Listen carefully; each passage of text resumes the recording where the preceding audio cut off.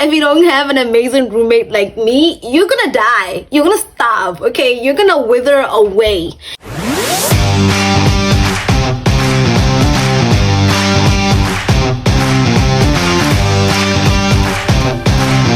Hi guys, welcome to the last episode of the GKS series. Now I have a few things to say before I start.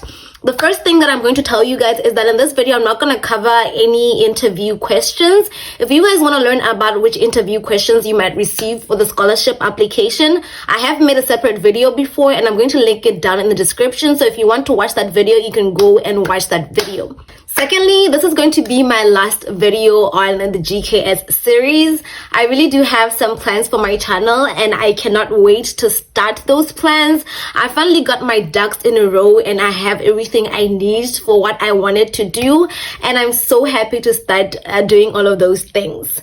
Now in this video, I just want to talk to you guys about a lot of things. So this video, I don't know how long it's going to be, but I want to cover a lot of things and I hope that I have enough time and that the video is not too long. Without further ado, let us begin. So as you guys know, if you're applying for the graduate scholarship, the final announcement is going to be made in July. And if you're applying for undergrad, the final announcement is going to be made around December. That means if you're applying for masters, you're going to be traveling around the 18th, 17th to the 26th of August to come to Korea. And for undergrad, you're going to be traveling around January to come to Korea. And then your schools are going to open either in late August or beginning of September, or late January or beginning of February. Those are the dates in case some people do not know. And there are a lot of things that you guys might not know about your preparation to come here, which is first this visa application and you getting a tuberculosis test. Those are the two things that you majorly have to prepare for. When it comes to your visa application, they will send you all the guidelines about your visa application. There's usually like an application fee that you have to pay, but for GKS applicants, you don't have to pay that fee. And for most people that don't have a Korean embassy in that country, you will usually have to courier your passport to another country so that you can apply for the visa. For example, I live in Botswana. I had to courier my passport to South Africa in order to apply for my visa. And then when it comes to arranging your flight, they will also do everything for you. They will ask you to also choose between 2 or 3 flights that are available, and then you can finalize that flight after back and forth and after you have confirmed that you have received your visa. And the other thing is your tuberculosis test. You actually need this test to be able to move into your dormitory. In my school, it was also okay not to have the test and then do it once you arrive in Korea. But for some schools that are pretty strict, you have to do the test before you come to Korea. So you will also get the guidelines on how to do the TB test. And then once everything is done, your flight is finalized, you can finally come to Korea. But here's the thing about coming to Korea. I've received a lot of questions about this, whether they pick you up at the airport or not. No, they don't pick you up at the airport. In my case, I was coming to Busan. So I went from my country to Seoul, and then I took another flight from Seoul to Busan. And then from the airport to my dormitory, I took a cab. There was no way where they picked me up or they were there to receive me. They were not even there at the door when I arrived. It was just a security personnel and he just gave me my card and I went to my room. So before school opens, you will not be interacting with them at all. Okay, so you have to count on yourself the whole way. Now, if you guys heard me in the beginning, when I said you come to Korea, I specified that you come between a set dates. Not everyone comes on the same date. And that is because, one, you come from different places. Of course, you have different traveling times. And secondly, it's because of the placement test. Now, if you apply for the scholarship and you already have your topic level 3 or your topic that is required for your major, you don't need to take a placement test. But if you're going to take a placement test, which is the test that is going to guide you on what level of Korean you are, you're going to have to come earlier than everybody else, which is like usually a week before everyone else. So if everyone else is going to come around the 26th to the 27th, you're going to be coming around the 18th or 17th of August to come and do your placement test. So you should be aware of that. And then this is the one thing that is always talked about. It is that you do not have GKS support for the very first month that you are in Korea. And you're going to be needing to pay for a lot of things. Like I said, you're going to have to pay for your malaria test and you're also going to be paying for your food. in case you don't know. So for that very first month, you're going to be paying for your food. You will be eating at the cafeteria once school opens, but the food might not be to your liking or to your taste. So it's best to bring some money with you when you come at the beginning of the month. And then this one is a very controversial topic. It's about the kitchen.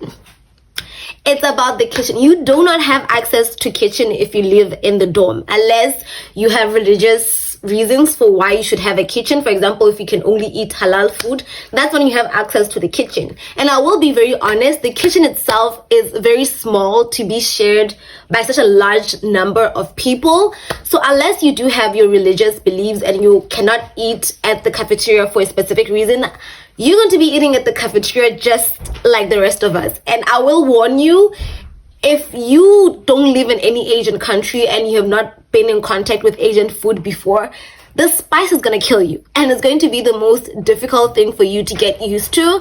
So while you guys are still in your countries, I believe like you should just practice eating Asian food. Practice eating gochujang. For me, the hardest was gochujang because it's so spicy. And even if it's not spicy, it's in a stew or something, it's the aftertaste of gochujang that I don't like. So practice eating Korean food as soon as possible. And now let's discuss the GKS allowance. I don't know if you guys are aware of this. The GK allowance is very different according to what you're studying, and it's also different according to where you're studying. For example, if you're studying in the Korean language year and when you're actually doing your degree program, the allowance is different. And it's also different if you're doing undergrad, and it's also different if you're doing master's, PhD, or research. And the number one question I always get is that, is the allowance enough? Guys, there are people who go to Seoul every chance they get, and there are people who go to Thailand, and there are people who go to Vietnam, and they go on trips from their allowance. So it's possible if you use your allowance very budget wisely and you do it in a orderly manner, you can actually use your allowance to do a lot of things. Then there's me, people like me, who can't budget first of all, and are 100% relying on their allowance, and they have no other source of income. You will not survive. I'm not gonna lie to you. I'm not gonna sugarcoat it. You will not survive. If you know you're going to be relying 110% on your allowance, at this point in time, start budgeting. Start learning how to have good budget, budget worthy choices. Because if you don't budget, by the last month of your allowance period, you're gonna be broke. And if you don't have an amazing roommate like I do, yeah. if you don't have an amazing roommate like me, you're gonna die. You're gonna starve, okay? You're gonna wither away. So is the allowance enough? Yes, if you budget. Yes, if you have another source of income, it will be enough. But if you don't have another source of income and you don't know how to budget and you just spend willy-nilly, baby girl, it's not enough. It is not enough. And if I can give you an estimate of how much the allowance is, during your Korean language year, it's around 3 million won. And then during your master's program, because you receive it for like 4 months, it's around 5 million won. So like I said, it depends on your major. Now someone also asked me about dormitory payment. You pay for your dormitory and also your cafeteria from your allowance. So you have to make the transfer yourself in the case of Busan National University. But this is university by university. For some universities, they receive the allowance with the money having already been deducted.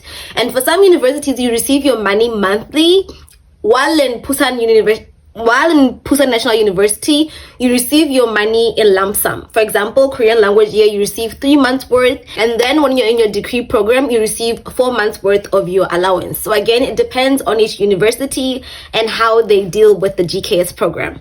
And then getting a job. I've also been getting a lot of questions about getting a job as a GKS scholar. The blatant truth is that you can't. It is absolutely difficult. They will tell you you can get a job during your vacation period. But remember, your vacation period is like so short, and not a lot of people are willing to hire a person for like a month or 2 months. So it's basically impossible. And you do need a topic 3 for you to be able to even think about getting a job. You also need permission from the ministry. It is hectic. And when you're in your degree program, there's this thing about you can get jobs in your school, like school related jobs, not jobs outside, they said that those are okay. But imagine this is a student body and there are a lot of students applying for these jobs. It is going to be absolutely difficult.